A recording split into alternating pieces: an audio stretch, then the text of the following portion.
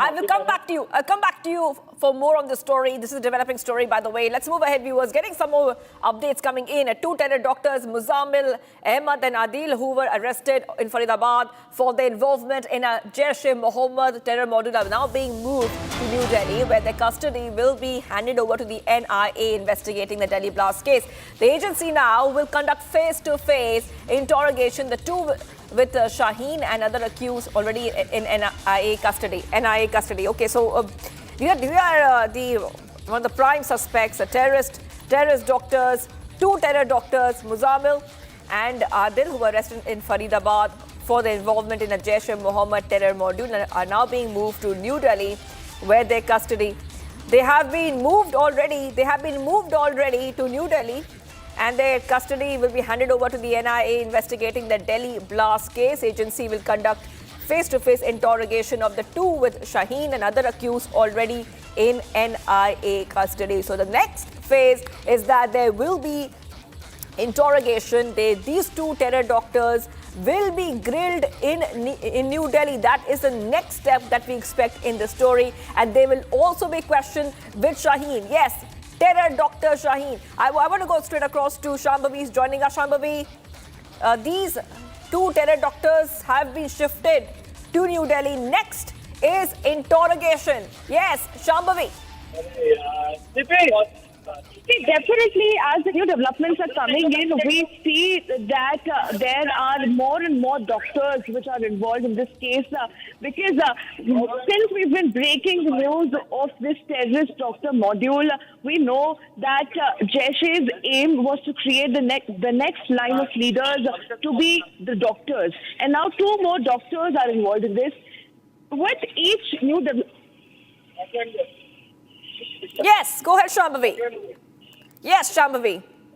Yeah, okay. So Shambhavi, is getting us all those updates coming in, and we see that the NIA has been taking so much of action in terms of the raids that has been taking place. Al Falah University, we have seen FIRs which were filed against Al Falah University. Now the focus has moved to these terror doctors. Now the NIA will be grilling these doctors, and also Shaheen will be present. We cannot forget terrorist doctor Shaheen, who was coordinating with the other terror doctors. The investigation agencies have found chats, WhatsApp chats, where they used code names. So, of course, those will be what the agencies would be looking for when they grill these terror doctors. Shambhavi.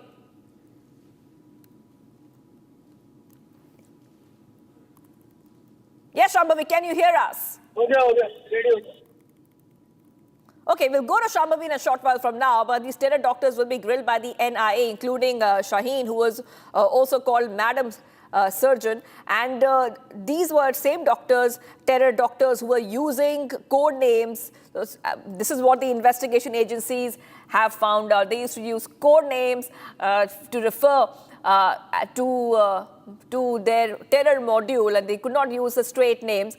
They had to use code names to refer to those terror modules and the chats that they were having to carry out that dastardly attack. Let's go back to Shambhavi. Shambhavi, if you can hear us, I'm coming back to you right now. And of course, we have told our viewers that the terror doctor Shaheen and the other terrorists were using code names. They were also trying their best to radicalize vulnerable people, vulnerable women. I'm coming back to you, and I'm mentioning this because this is what the investigation agencies would be looking for when they interrogate these terror doctors.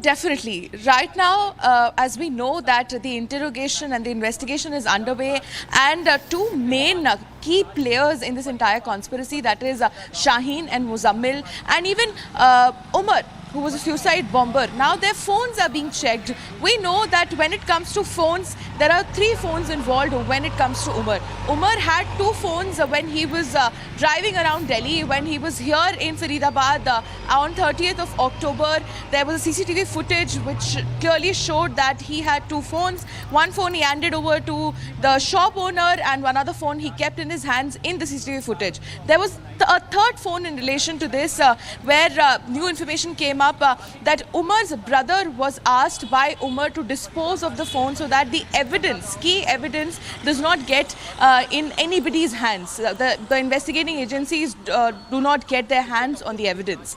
Now, when it comes to Shaheen's phone, several important key chats have come up which confirms that Shaheen was given the responsibility of not only being the head of the Jaish-e-Mohammed's women's wing, but also solely making sure that vulnerable women, especially between the age of 14 to 18 years, they are being radicalized, they are being brainwashed, they are being trained in centers to turn into suicide bombers.